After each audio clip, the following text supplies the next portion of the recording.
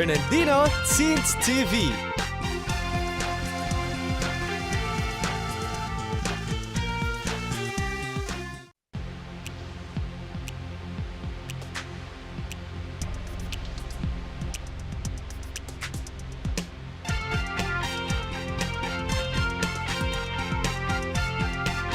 Fernandina Teens TV.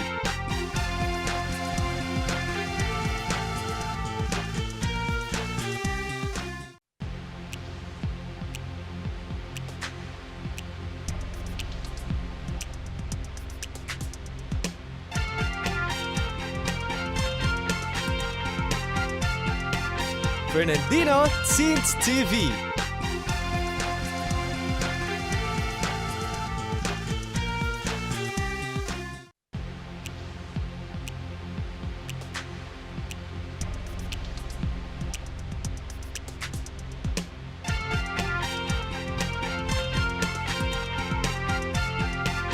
Fernandina Teens TV.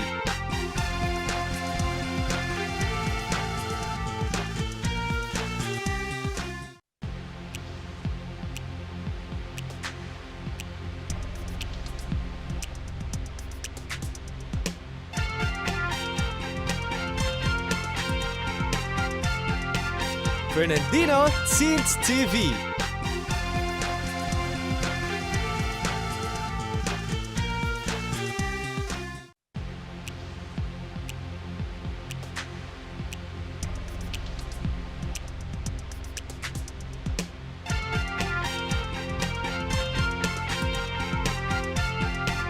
Fernandina Teens TV.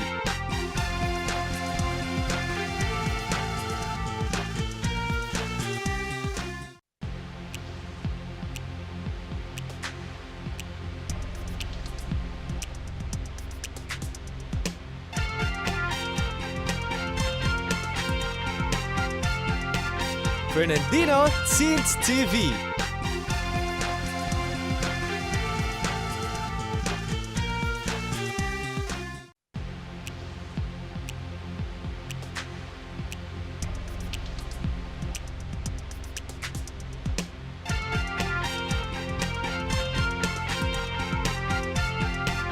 Fernandina Teens TV.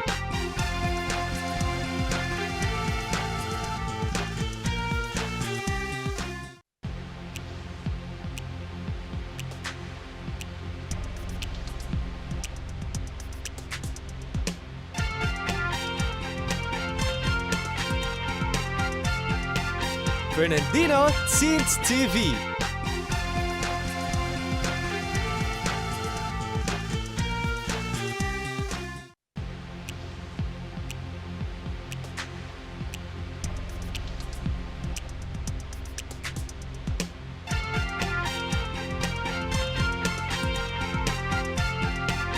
Fernandina Teens TV.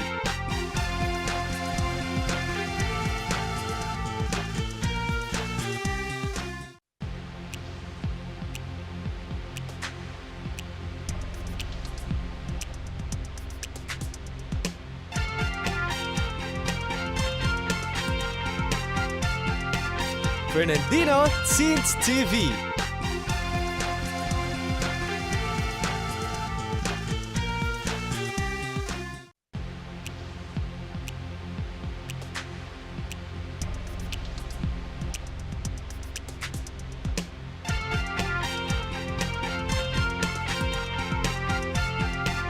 Fernandina Teens TV.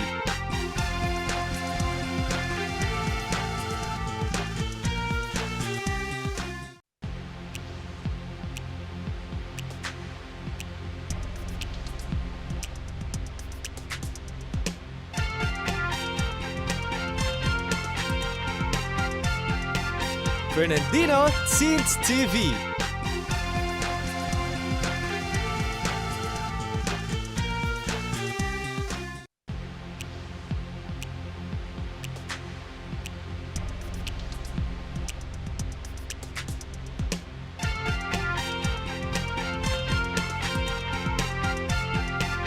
Fernandina Teens TV.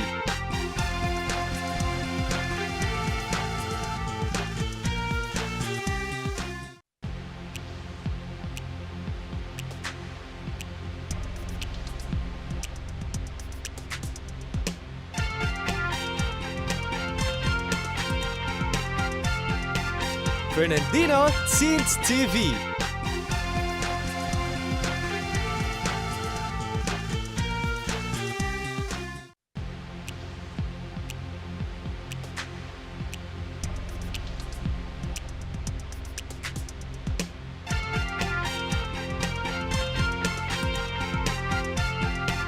Fernandino Teens TV.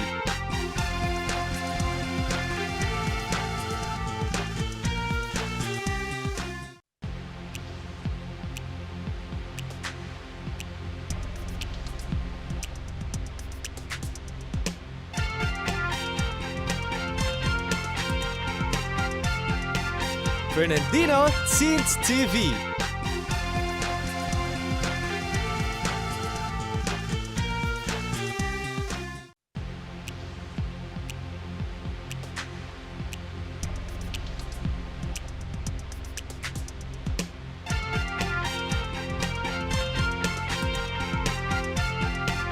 Fernandino Teens TV.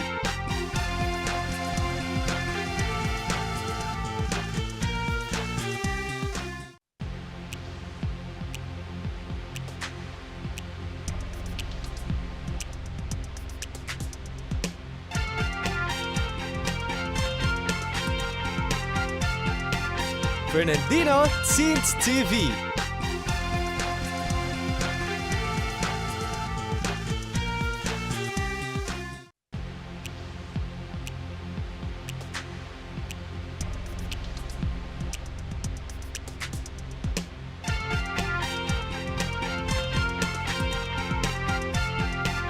Fernandino Teens TV.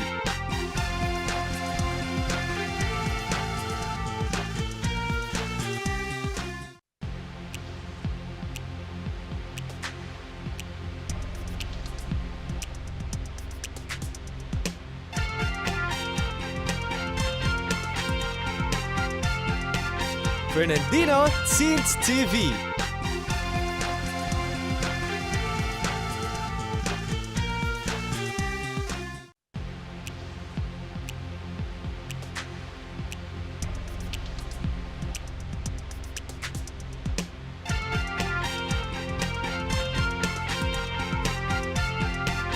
Fernandino Teens TV.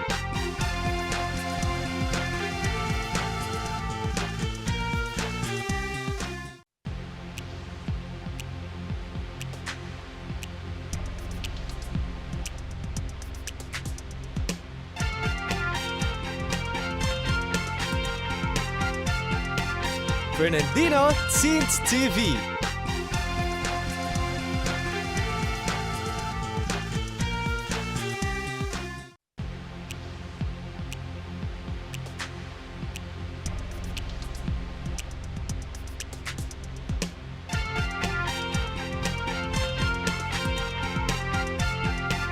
Fernandino Teens TV.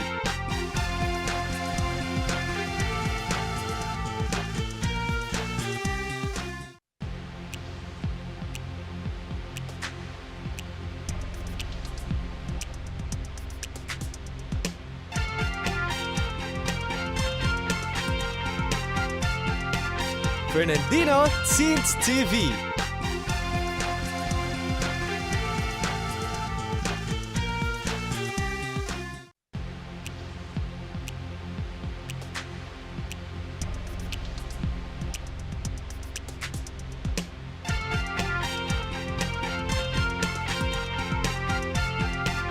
Fernandino Teens TV.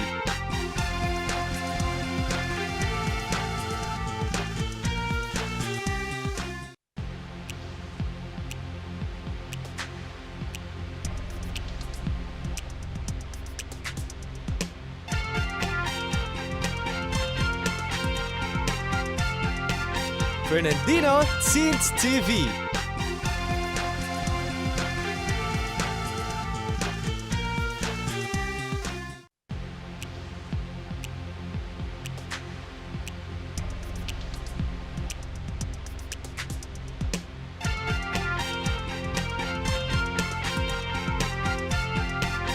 Fernandino Teens TV.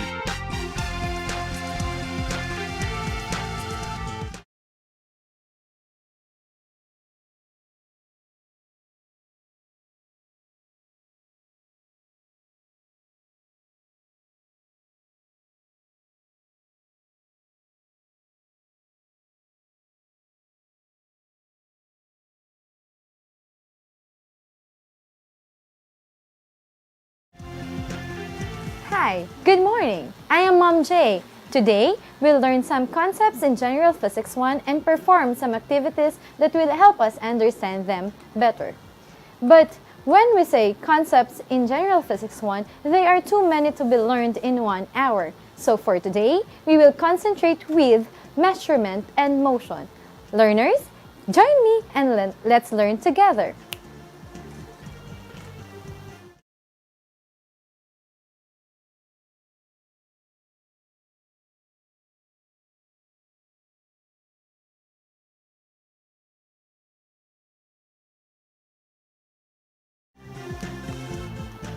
Oh, that was a nice shot, but remember, in playing dart, the goal is to be able to aim the bullseye.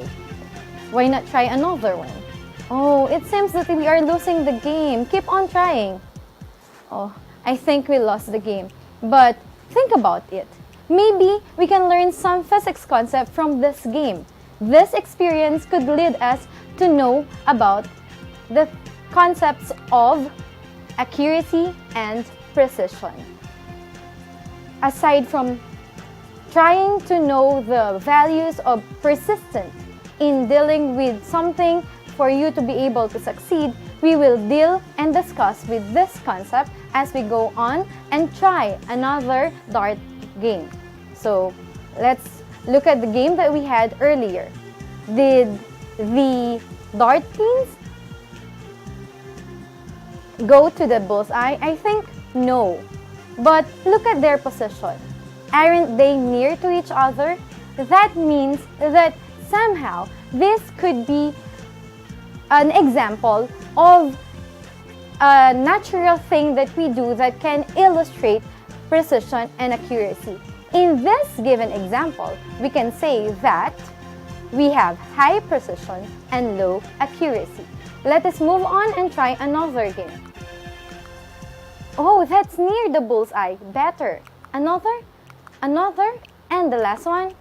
Oh, we didn't really hit the bullseye, but we are near that. So we can say that somehow the pins are near the true value, but they are far from each other. Therefore, to conclude, we have high accuracy but low precision.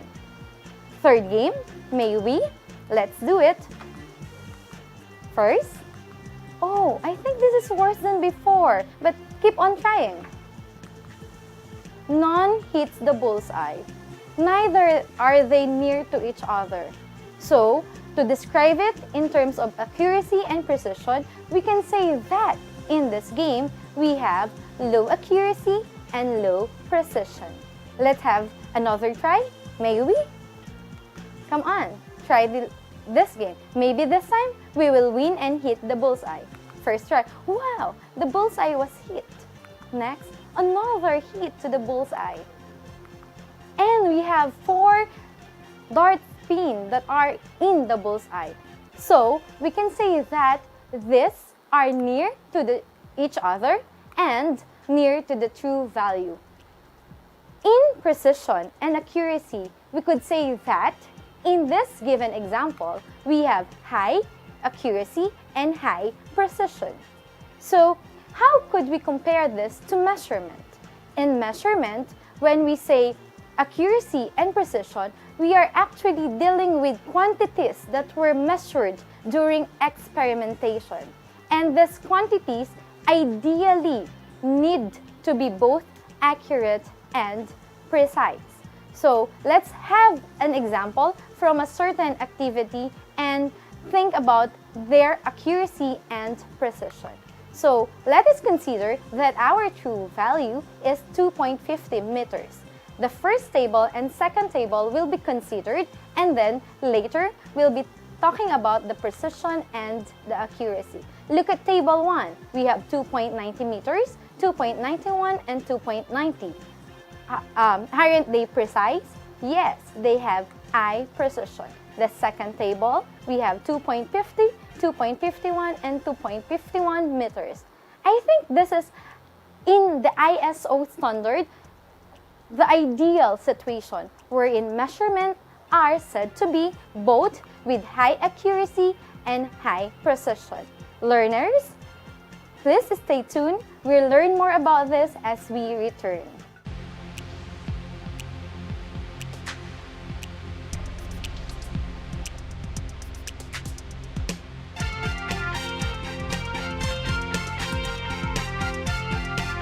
Fernandino Teens TV.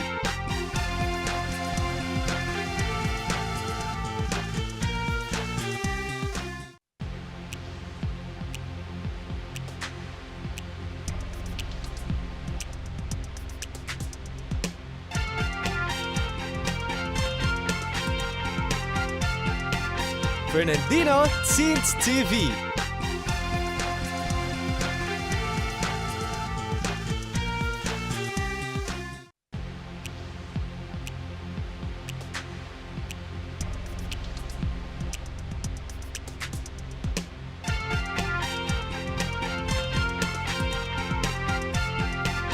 Fernandino Teens TV.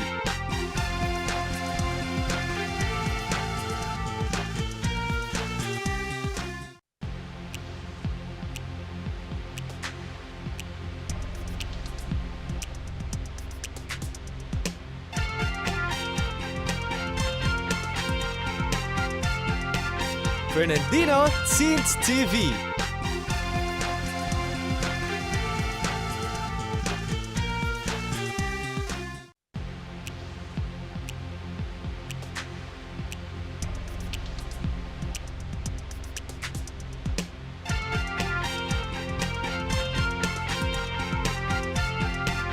Fernandino Teens TV.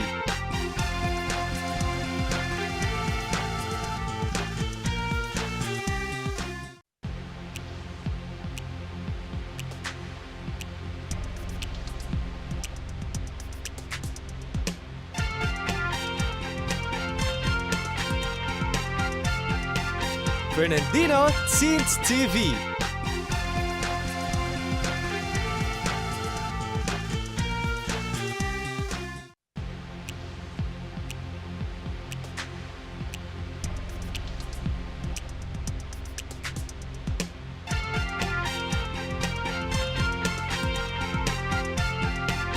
Fernandino Teens TV.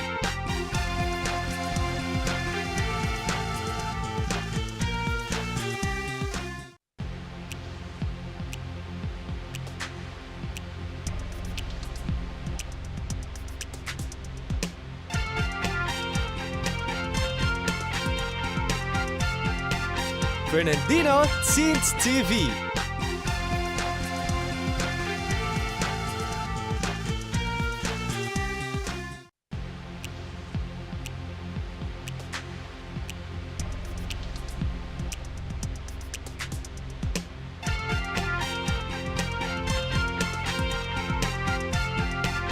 Fernandino Teens TV.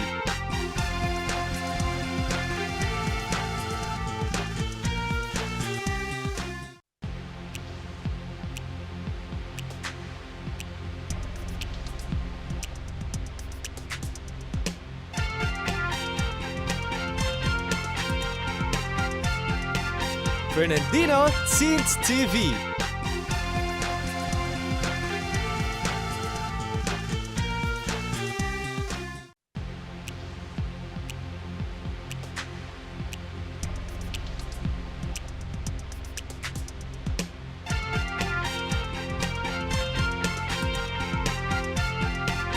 Fernandino Teens TV.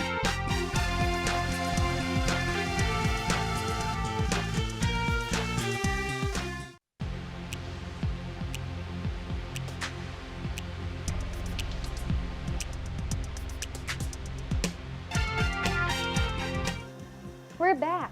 Earlier, we've talked about accuracy and precision. Remember? When we say that measurement is precise, the measured value are near to each other. And when they are said to be accurate, these values are near the true value. So, then, why is it that sometimes in measurement, some values are not that accurate or not that precise? Let's learn about this. Let's understand the reason behind this.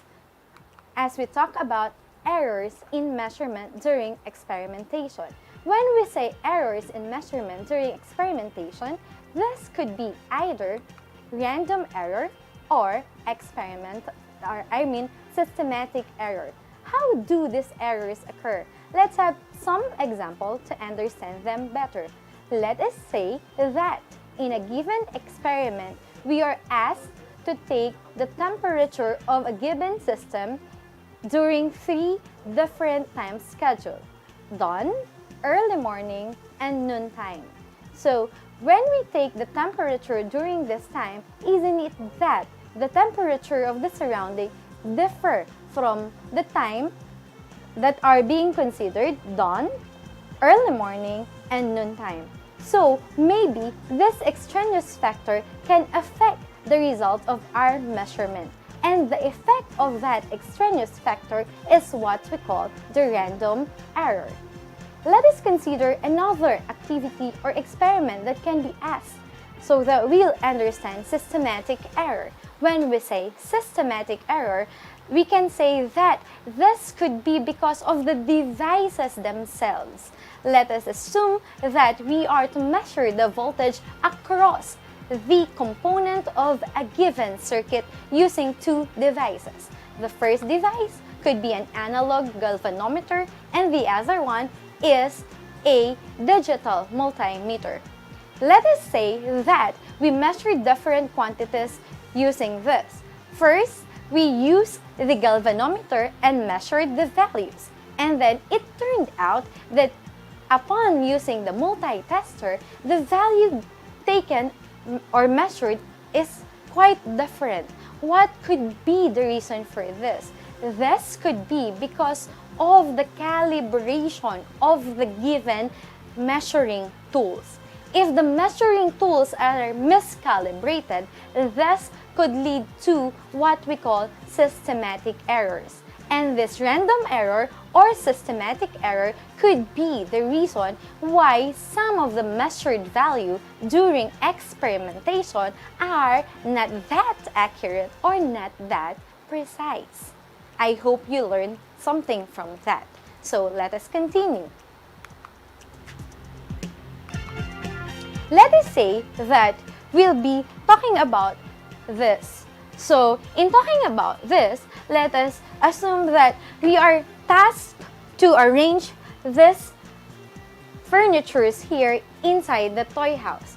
If the first instruction given to us is just to move this small chair 2 inches from its initial position, that might give us an idea that we can move this chair forward or maybe backward from its initial position, or it could also be to the right or to the left.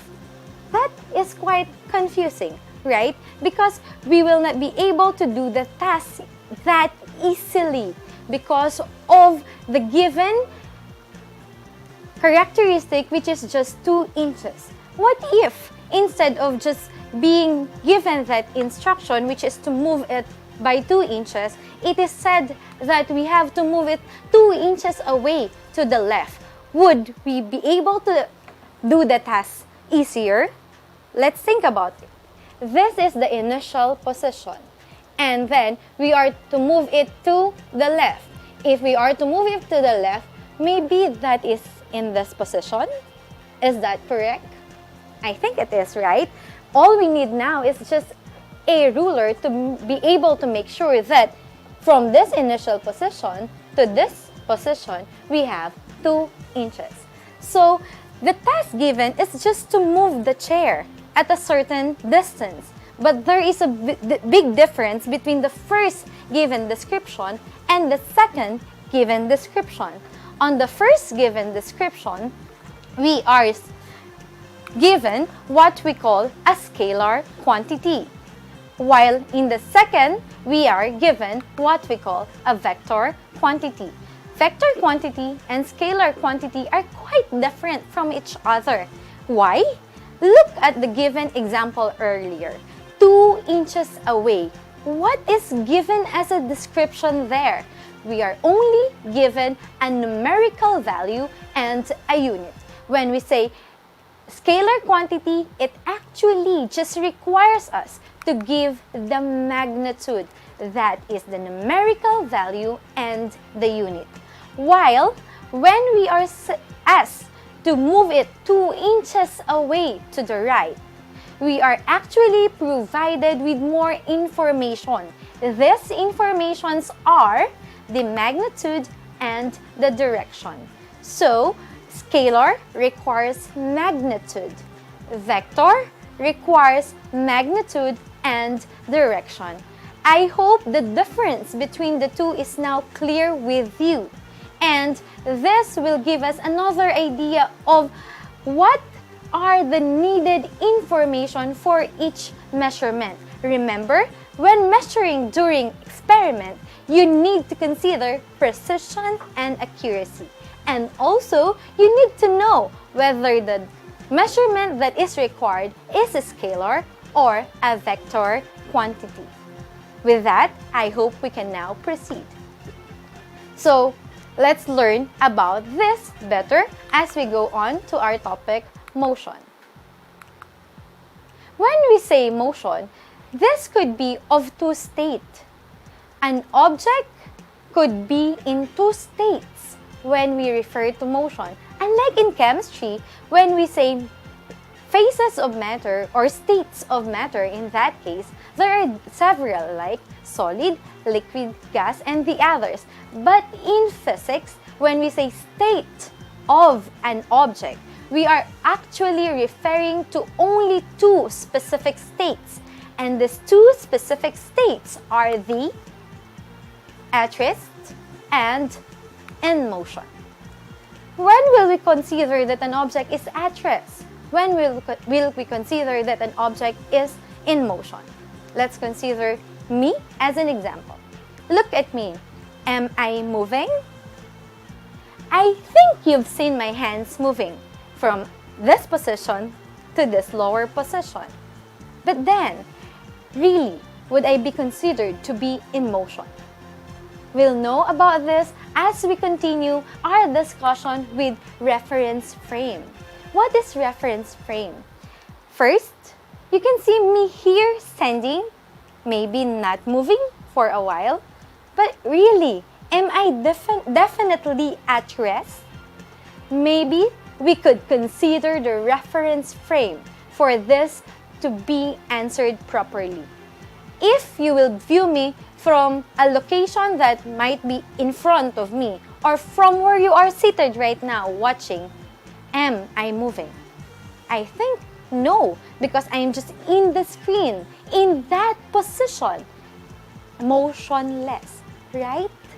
But if someone will look at me from the outer space as part of the moving earth, the rotating earth, the earth that is revolving around the sun, maybe if they will focus on this small dot, they will see me moving together with the motion of the earth. That is the importance of reference frame. They give you a clear view of the state of an object, either at rest or in motion.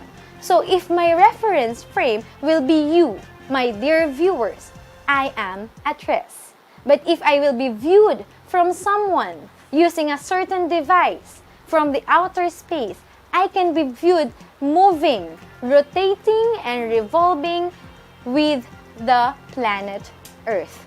So, let's know more about this. This given example shows us that there is a boy, a student, waiting for a ride, and a jeepney is to pass by.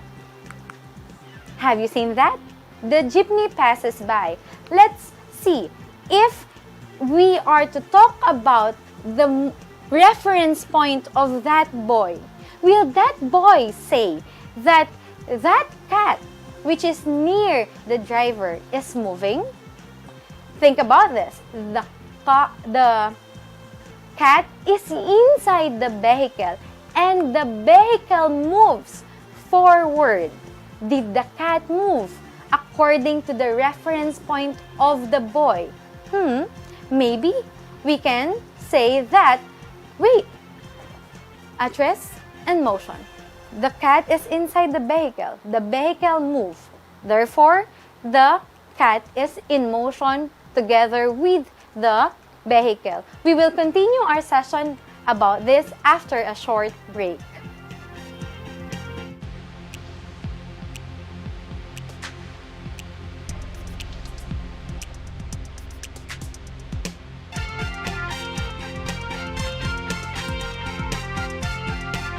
Fernandino Teens TV.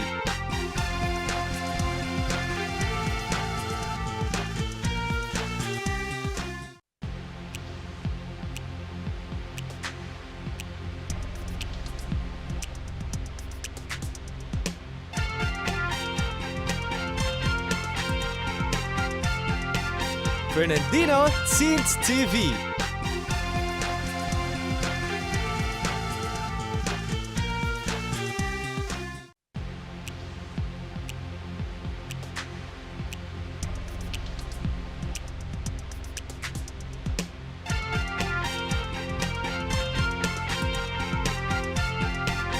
Fernandino Teens TV.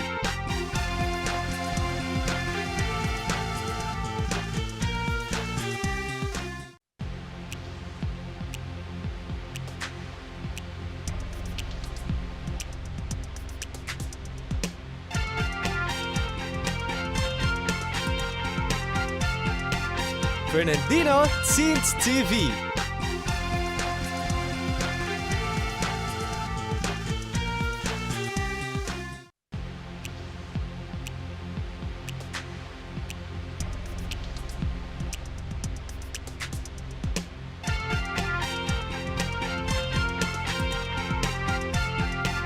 Fernandino Teens TV.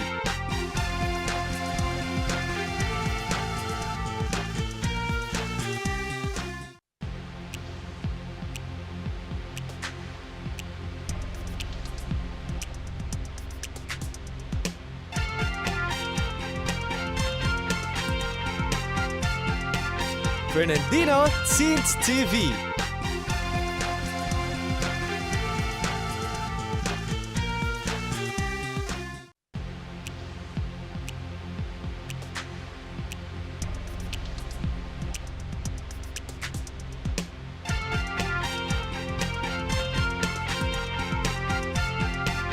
Fernandino Teens TV.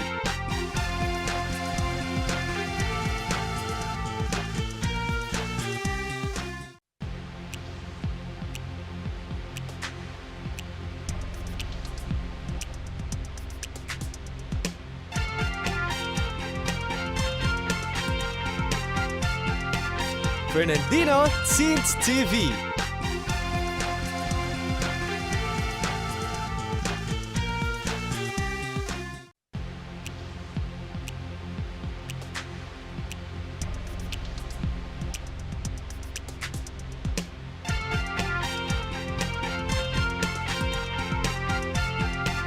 Fernandino Teens TV.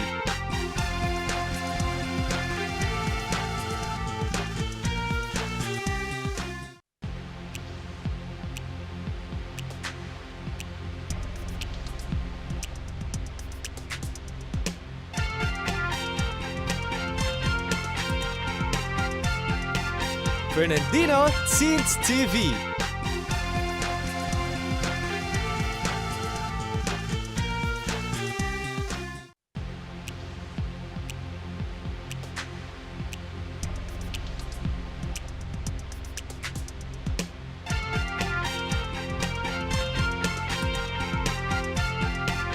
Fernandino Teens TV.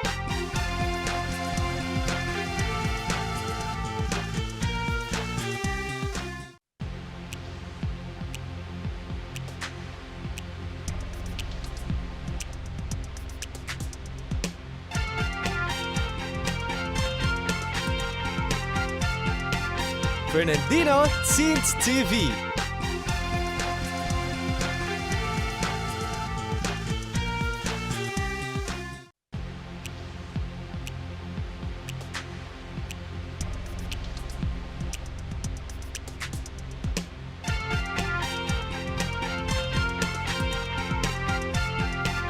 Fernandino Teens TV.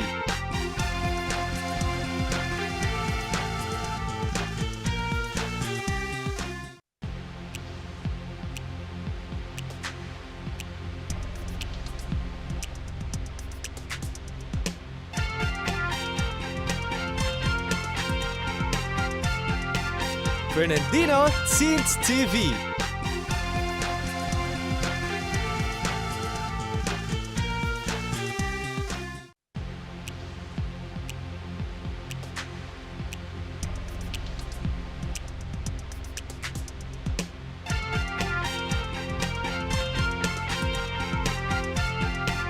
Fernandino Teens TV. You are still tuned in Fernandino Teens, Physics at Home.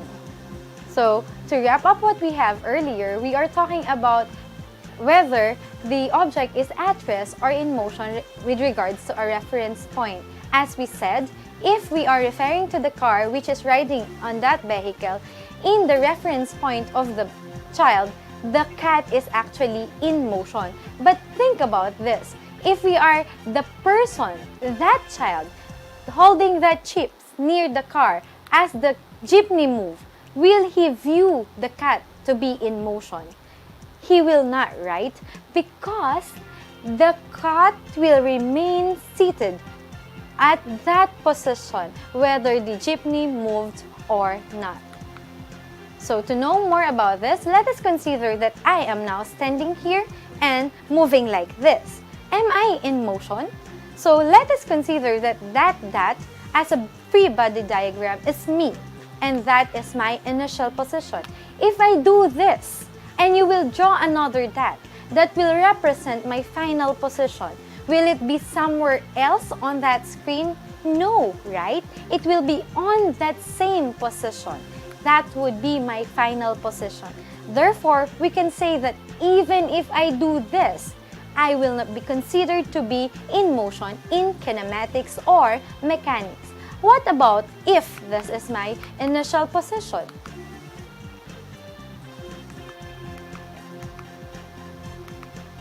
And then I move this way. Would my initial position be at the same location as that point? Maybe not. Really, it will not be.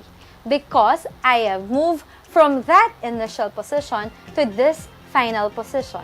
Therefore, if we will analyze it by a graph, it will look like this, at which there is a displacement in a given time period. Unlike before, we can see that even if time changes from 0 to 5 or what time it takes, still the displacement will remain the same. Therefore, in that particular example, there will be no motion.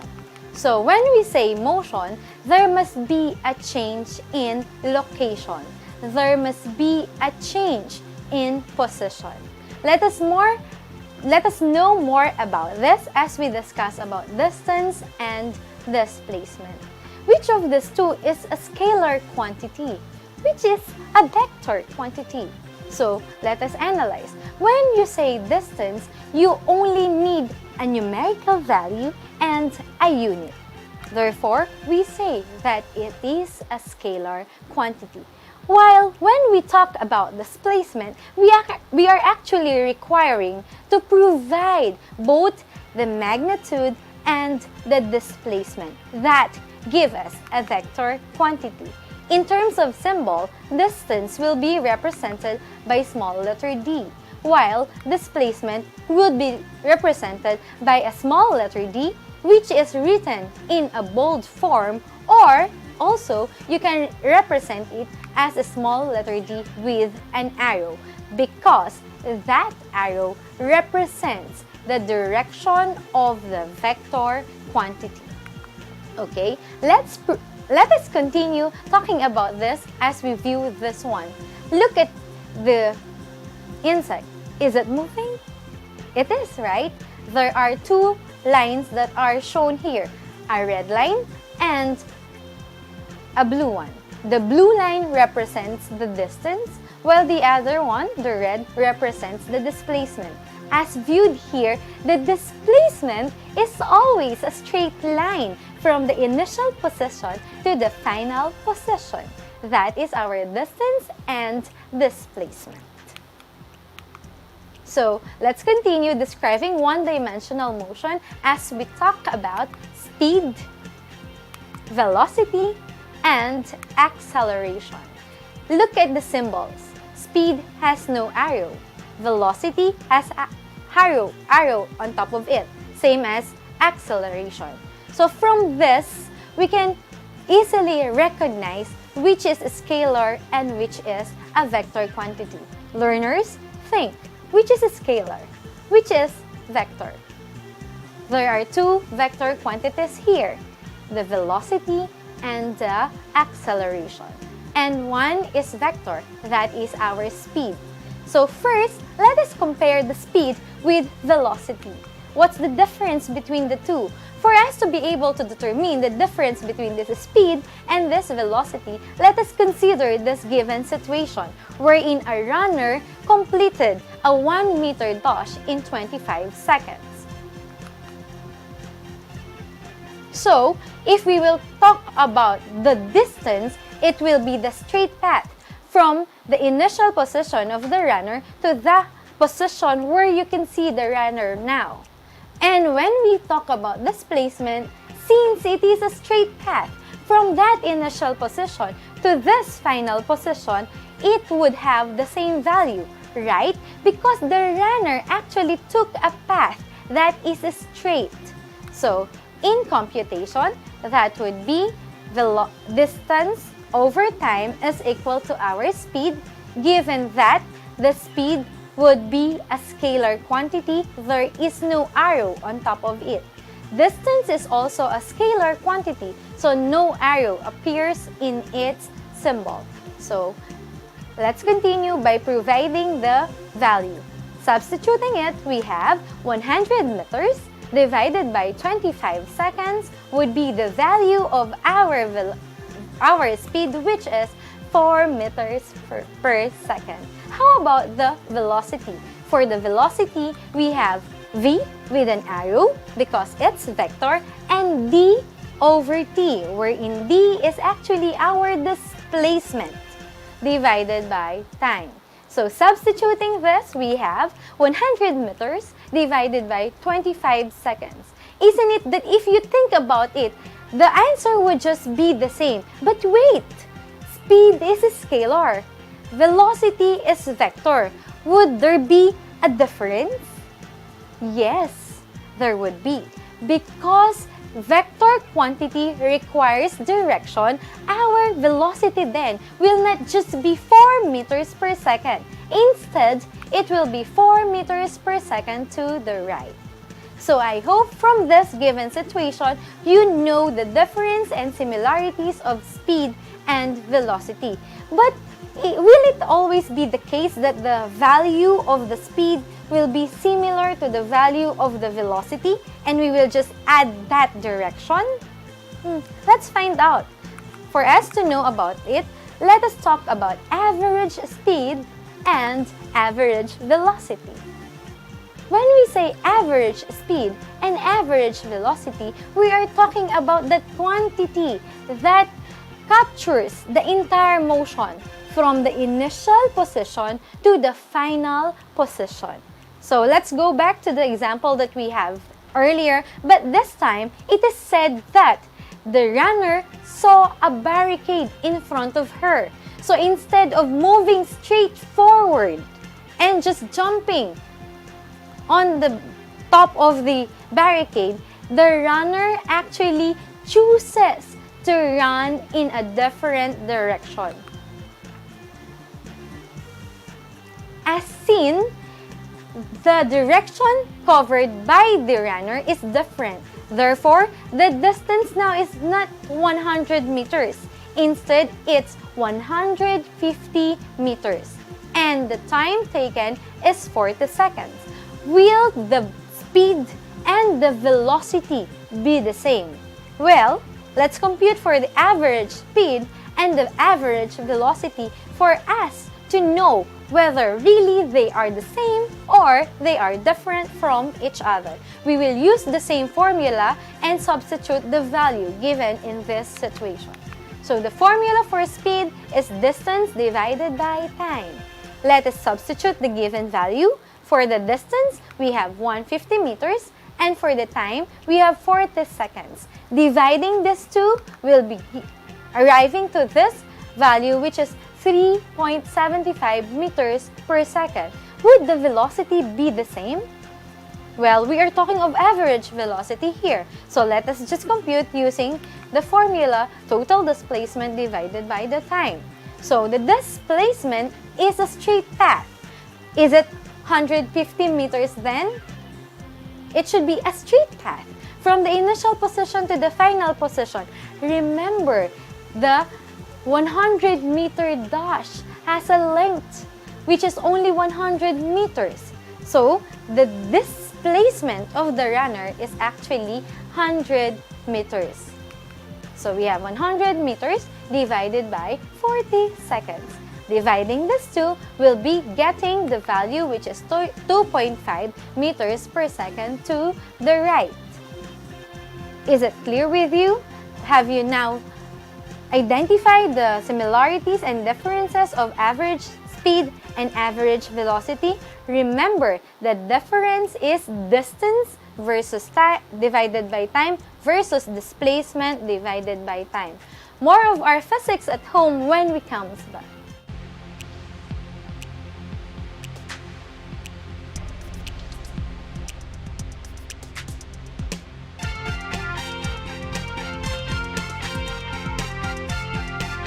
Fernandino Teens TV.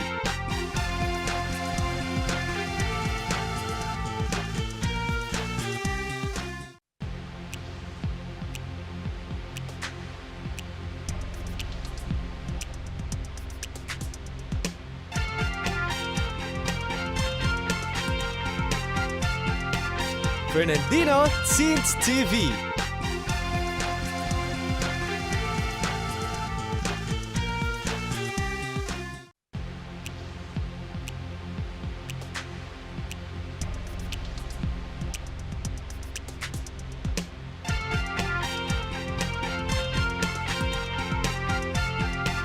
Fernandino Teens TV.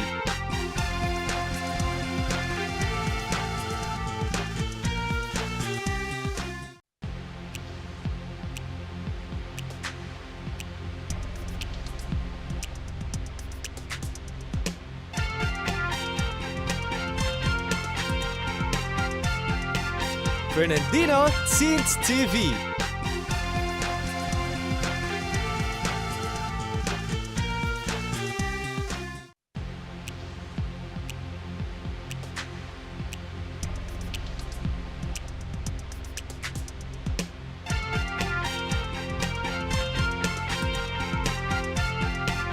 Fernandino Teens TV.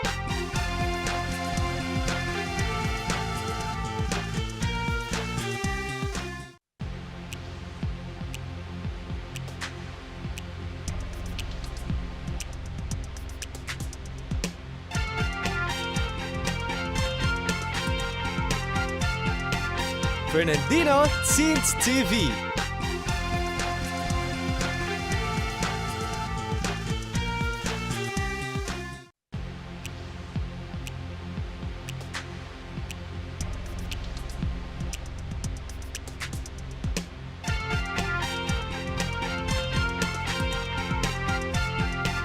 Fernandino Teens TV.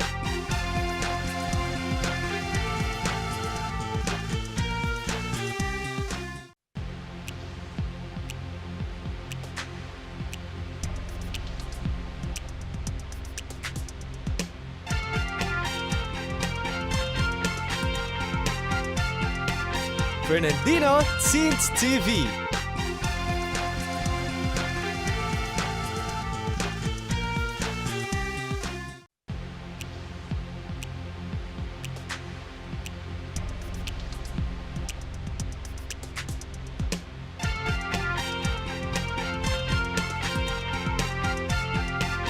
Fernandino Teens TV.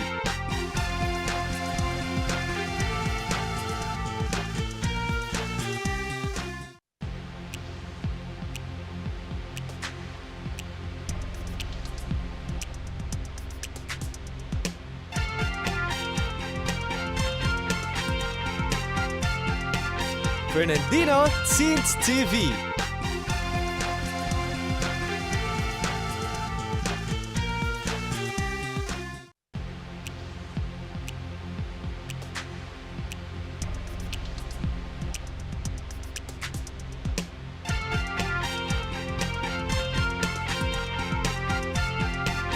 Fernandino Teens TV.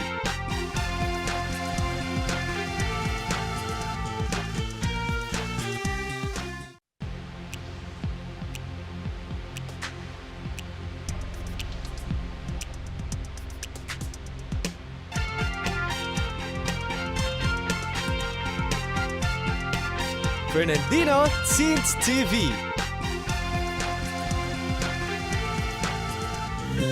Once again, this is physics at home. So let's consider the last quantity that is used to describe motion. This is acceleration. Look at this building blocks that I have here. If I exert force on them, they will move. They have moved, right? What quantity affects the motion of this building blocks? It could be the gravity. It could be some forces, right? So what happened to the motion of the building block? As I throw the building blocks, you've seen it moving upward, and then after some time, it fell directly on my palm. That is because a force pulls it back to me, making it change its velocity. The change in velocity is what we call acceleration. And acceleration could either be a change in the magnitude of the movement of the building block or the direction. See, it moves upward, then downward. Therefore, we have a change in direction and a change in magnitude because the velocity changes as it is exposed to the force of gravity. Now, let's proceed to that what we call force. What is this? In junior high school, this force is defined to you as a push or a pull. It is something that can make an object move, right? But is it really always the case? Would this force always make an object move? Will there be a case wherein a force could make an object be at rest? Maybe there could be, and in motion. So we can say that force actually affects motion in different manner. Let us consider this situation for us to understand it better. If this jeepney here is moving in a constant motion, and then a force is applied by pushing it, will there be a change in its speed? Yes, there will be, because force is applied on it, right? So we can say there that force do not just stop object. Force do not just make object move. It could actually change the way an object moves. Let's consider that a force is exerted to it in this direction. Will it affect its motion? I think it would. It would actually slow down the motion of the jeepney, right? If the jeepney is initially at rest and I push it, would it be easy for me to move it? I think it would be so difficult. Maybe I can't even move it. But I am applying force. So therefore, there are also instances that force is applied, but there would be no change in motion because maybe that force is not enough to affect the motion of an object. Now, let us proceed with the three laws of motion by Sir Isaac Newton. The first one is the law of inertia. Let me use this car to demonstrate law of inertia. If my goal is to make this car move, and that is my desire, I will think about it and just look at this car. Will it move? No, it will not. But if I exert force on it, the car will move. The law of inertia tells us that if there is no applied force, the object will stay at rest. And if the object is moving and suddenly a force is exerted, that object could actually stop moving. because of the force applied on it. Another is if I'll put this on top of it and put another cart on top, something else could occur. Let me analyze why this cart, which is initially on top, fell down as I moved the car. Where did I apply the force? Did I apply it on this cart or on this car? I did push the car. So the force is applied on the car. That makes the car move. But since no force is applied on the car tends to stay at rest. That is also a statement for law of inertia. Object has their own resistance to the change in state. So, let's proceed to the second law, the law of acceleration.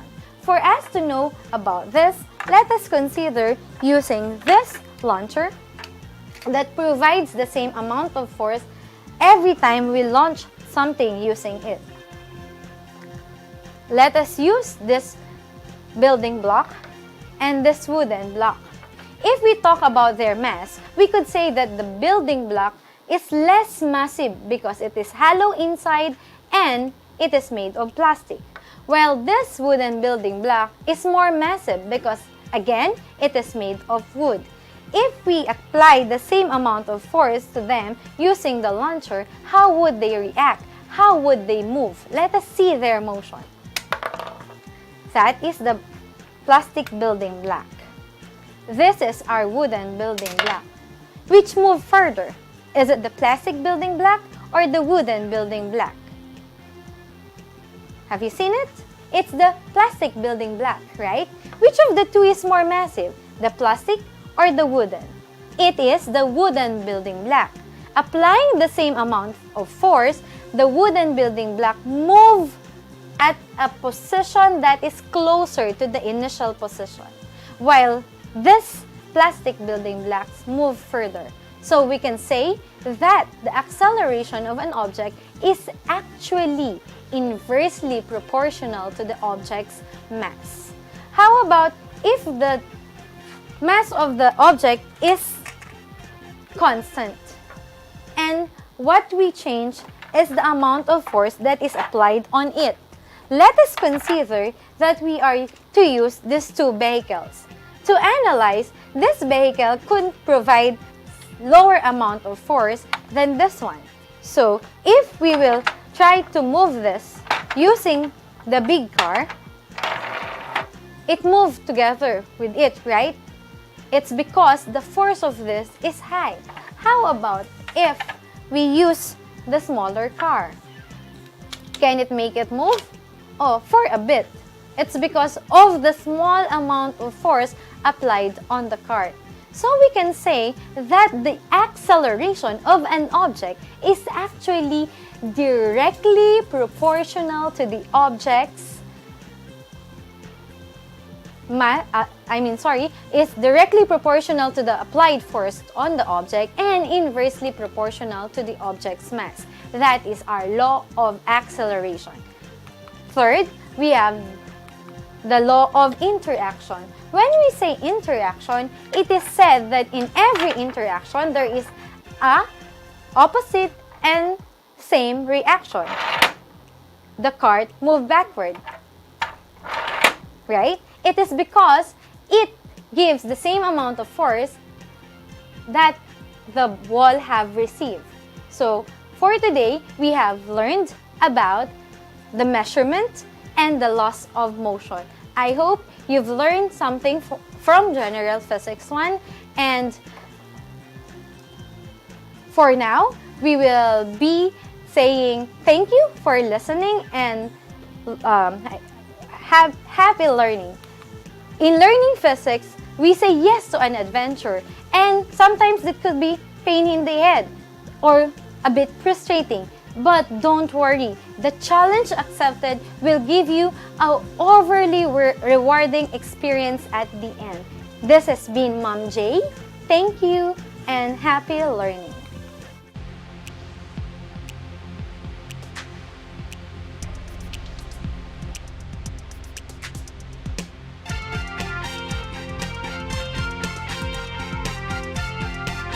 Fernandino Teens TV.